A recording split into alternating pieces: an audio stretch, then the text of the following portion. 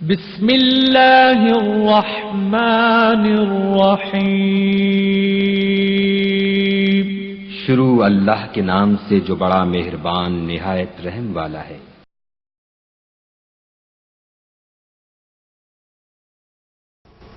بنی الاسلام علی خمس، اسلام کے 5 ستون ہیں جس پر اسلام کی بلڈنگ استوار ہے، کھڑی ہے۔ شہادت اللہ لا الہ الا اللہ وان محمد رسول اللہ واقام الصلاۃ وایتاء الزکاۃ، پھر وہ نماز کی ادائیگی کرے، پھر زکوٰۃ ادا کرے، وحج البیت وصوم رمضان، اور پھر اللہ مال دے، اللہ پیسہ دے، طاقت دے، استطاعت دے، تو زندگی میں ایک مرتبہ اللہ عز و جل کے گھر کا حج کرنا، اور اللہ اگر رمضان کا مہینہ ہماری زندگیوں میں آئے تو اس رمضان کے مہینے میں روزے رکھنا۔ يا أيها الذين آمنوا كتب عليكم الصيام كما كتب على الذين من قبلكم لعلكم تتقون۔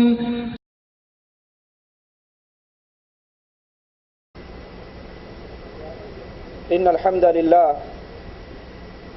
نحمده ونستعينه ونستغفره ونعوذ بالله من شرور أنفسنا ومن سيئات أعمالنا، من يهده الله فلا مضل له ومن يضلل فلا هادي له، أشهد أن لا إله إلا الله وحده لا شريك له، وأشهد أن محمدا عبده ورسوله۔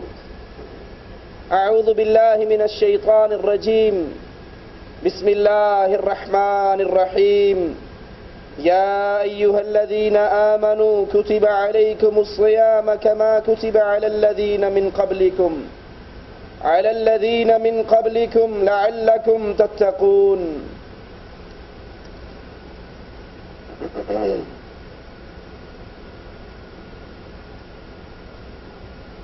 عبادت کی نیت سے کھانا پینا چھوڑنا اور اپنی بیوی سے ہم بستری چھوڑنا ثواب کی امید رکھتے ہوئے طلوع فجر سے لے کر غروب آفتاب تک یہ عمل روزہ کہلاتا ہے۔ رسول اللہ صلی اللہ علیہ وسلم فرماتے ہیں، اسلام کا تعارف کرواتے ہوئے، بنی الاسلام علی خمس، کہ اسلام کے 5 ستون ہیں جس پر اسلام کی بلڈنگ استوار ہے، کھڑی ہے۔ اور یہ یاد کر لیجئے، ان ستونوں میں سے اگر کسی نے کسی ایک کا انکار کیا تو اس نے اسلام کی بلڈنگ کو گرا دیا۔ اب وہ 5 چیزیں کیا ہیں جس پر اسلام کی یہ بلڈنگ کھڑی ہے؟ اللہ کے پیارے حبیب علیہ الصلاۃ والسلام فرماتے ہیں، شہادت اللہ الہ الا اللہ وان محمد رسول اللہ۔ سب سے پہلی چیز، اسلام کی بنیاد جس پر مسلمان جس کا اقرار کرنے کے بعد ایمان کے دائرے، اسلام کے دائرے میں داخل ہوتا ہے، وہ لا الہ الا اللہ کی گواہی کہ اللہ عز و جل کے علاوہ کوئی الہ نہیں، کوئی مشکل کشا نہیں، کوئی عبادت کے لائق نہیں، کوئی معبود برحق نہیں، اور محمد کریم صلی اللہ علیہ وسلم مالک عز و جل کے سچے رسول، اللہ کے بندے۔ یہ پہلی چیز ہے جو اس کو تسلیم کر لے۔ پھر اس کے بعد اللہ کے پیارے حبیب علیہ الصلاۃ والسلام فرماتے ہیں، وَإِقَامِ الصَّلَاةِ وَإِيتَاءِ الزَّكَاةِ، پھر وہ نماز کی ادائیگی کرے، پھر زکوٰۃ ادا کرے۔ جو توحید کو سمجھے، اسلام اس کو دوسری چیز کی دعوت دیتا ہے، اور وہ چیز نماز کا قیام۔ جیسے رسول اللہ صلی اللہ علیہ وسلم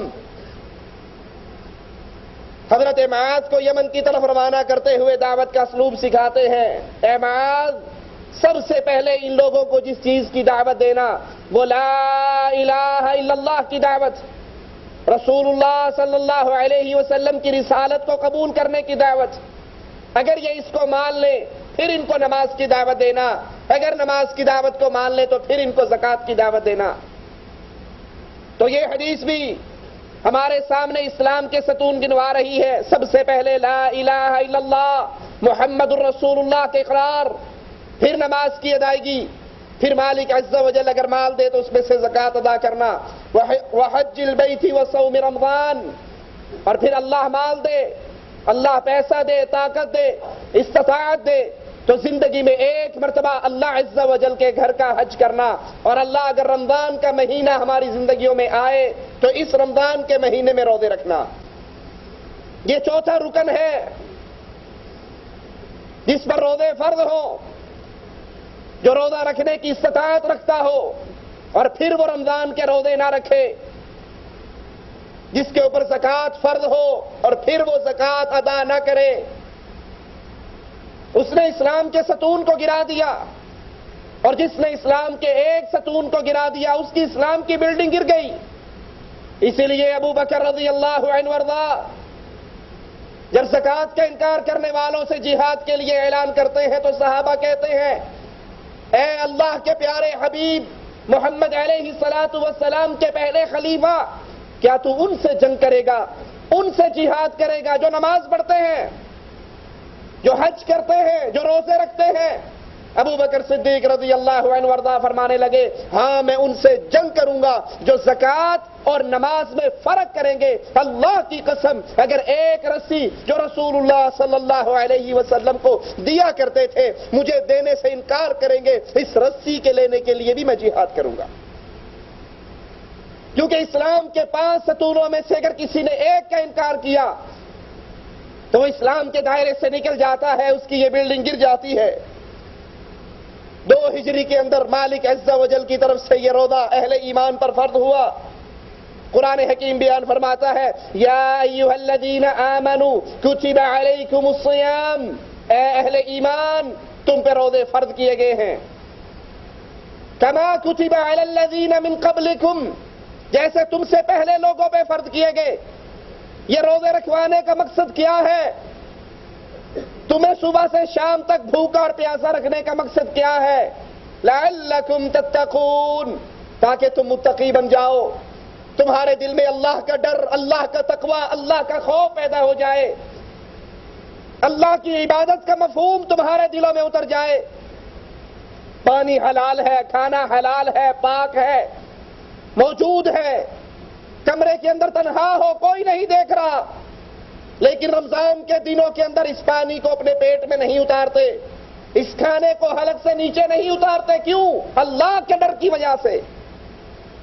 یہ اللہ ٹریننگ کورس کروا رہا ہے، تربیت کر رہا ہے.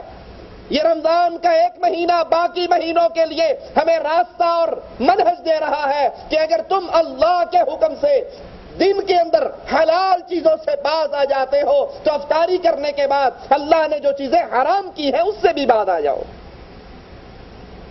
اس روزوں کا مقصد، اس عبادت کا مقصد لعلکم تتقون، تاکہ تمہارے دلوں میں اللہ کا ڈر پیدا ہو، اللہ کا خوف اور تقوی پیدا ہو کہ پانی ہے تو حلال، لیکن چونکہ میں روزے سے ہوں اللہ کی شریعت مجھے اجازت نہیں دیتی میں اس پانی کو پیوں، کھانے کو کھاؤں، بیوی کے قریب جاؤں. یہ سبق ہے، یہ آپ کی تربیت ہے. جب آپ نے افطار کر لیا اب بھی خیال کرو میں سگریٹ پی رہا ہوں، سارا دن سگریٹ نہیں پی اس لیے کہ اللہ نے حرام، اللہ کی طرف سے پابندی، پانی پر پابندی، کھانوں پر پابندی، پھلوں پر پابندی. اب افطاری کرنے کے بعد میں اب بھی اسی اللہ کا پابند ہوں، میں آزاد نہیں ہوا. مسلمان کی ساری زندگی اللہ کی شریعت کی غلامی میں گزرتی ہے. تو افطاری کے بعد دیکھوں میں حلال کھا رہا ہوں یا حرام. اور یہ روزہ پوری امت مسلمہ کا اتفاق ہے کہ مسلمانوں پر یہ فرض ہے، اس کی فرضیت کا انکار کرنے والا کافر ہے. آپ نے اکثر دیکھے ہوں گے مسلمان رمضان کا روزہ آتا ہے، نمازیں پڑھ رہا ہے، روزے نہیں رکھتا، اندر کمرے میں بیٹھ کے چھپ کے کھا لیتا ہے. جس طرح نماز کا تارک کافر ہے اسی طرح روزے کا انکاری بھی کافر ہے۔ اور یہاں پر بڑی عجیب بات جو اکثر ہمارے دیکھنے میں آتی ہے، رمضان کے روزوں میں، رمضان کے مہینے میں مسلمان روزے سے رہتا ہے، سحری کھا کر سوتا ہے، عصر پہ اٹھتا ہے، عصر کے بھی 5 بجے 6 بجے اٹھتا ہے، ظہر کی نماز نہیں پڑھتا، عصر کی نماز بھی نہیں پڑھتا۔ اسے پوچھو بھائی یہ کیا؟ کہا جی آپ کو نہیں پتا میں نے روزہ رکھا ہوا ہے۔ اب وہ روزے رکھ رہا ہے لیکن نمازوں سے فارغ ہے، نمازیں نہیں پڑھتا۔ تو ایسا روزے دار بھوکا اور پیاسا رہ رہا ہے، اس کے روزوں کی اللہ کے دربار میں کوئی قیمت نہیں۔ جو 2 بجے سحری کھا کے سو جائے، نہ فجر پڑھے، نہ زور پڑھے، نہ عصر پڑھے، اور کوئی پوچھے کیوں نہیں پڑھتا ہے، جی بس روزہ رکھا تھا نا تو بھوک لگتی ہے، پیاس لگتی ہے، جاگتے ہوئے سارا دن سو کر گزارتا ہوں، ساری رات جاگ کر گزارتا ہوں۔ جو نماز کا تارک ہے اس کے روزے اس کے لیے کوئی فائدہ مند نہیں، اور جو روزوں کا تارک ہے، جو روزوں کا انکاری ہے، اس کی نماز اور اس کا لا الہ الا اللہ اس کے لیے کوئی فائدہ مند نہیں۔ رمضان کے یہ روزے ہر مسلمان بالغ، عاقل، مقیم، مرد، عورت، ان پہ فرض ہے۔ ہاں اگر وہ سفر کی حالت میں ہے، چاہے افطار کر لے چاہے رکھ لے، اور رمضان کے بعد جتنے دن سفر میں رہا اس نے روزے نہیں رکھے، اس کی قضا ادا کرے۔ اور یہ روزے رکھنے کے لیے حالت ایمان، ثواب کی نیت یہ بڑی ضروری ہے۔ رسول اللہ صلی اللہ علیہ وسلم فرماتے ہیں، صحیح بخاری و مسلم کی روایت ہے، من صام رمضان ایمانا واحتسابا غفر له ما تقدم من ذنبی۔ یہ بڑی عظیم خوشخبری اہل ایمان کے لیے۔ یہ رمضان کا مہینہ جو ابھی قریب آنے والا ہے، ابھی سے اس کی تیاری کر لو۔ یہ رجب کا مہینہ ہے، اگلا شعبان ہے، پھر رمضان ہے، ابھی سے ذہن سازی کرو۔ جیسے تاجر کاروبار کے لیے حج کا سیزن ہو، کاروباری سیزن ہو، تاجر پہلے سے پلاننگ کرتے ہیں، اس سیزن میں نے کیا کمانا ہے۔ یہ رمضان کا مہینہ نیکیوں کا سیزن ہے، نیکیوں کی بہار ہے، توبہ کا سیزن ہے، معافی کا سیزن ہے، جنت میں آسانی سے داخل ہونے کا سیزن ہے۔ کیسے؟ رسول اللہ صلی اللہ علیہ وسلم فرماتے ہیں، من صام رمضان ایمانا واحتسابا غفر له ما تقدم من ذنبی۔ جو انسان رمضان میں روزے رکھ لے، 2 شرطیں بنیادی، ایمان، حالت ایمان میں، واحتسابا، نیکی کی امید رکھتے ہوئے، من صام رمضان ایمانا واحتسابا، جو حالت ایمان میں ثواب کی امید، اجر کی امید، نیکی کی امید سے روزہ رکھ لیتا ہے، غفر له ما تقدم من ذنبی، اللہ اس کی زندگی کے پچھلے ہر گناہ کو معاف کر دیتا ہے۔ یہ اللہ کی طرف سے اعلان، یہ اللہ کی رحمت کا معاملہ۔ رسول اللہ صلی اللہ علیہ وسلم فرماتے ہیں، من قام رمضان ایمانا واحتسابا غفر له ما تقدم من ذنبی، جو حالت ایمان میں ثواب کی امید سے روزے رکھ لیتا ہے، قیام کر لیتا ہے، تراویح پڑھتا ہے، اللہ کے لیے جاگتا ہے، تو پھر نتیجہ وہی نکلتا ہے، غفر له ما تقدم من ذنبی، اللہ اس کی زندگی کے گناہوں کو معاف کر دیتا ہے۔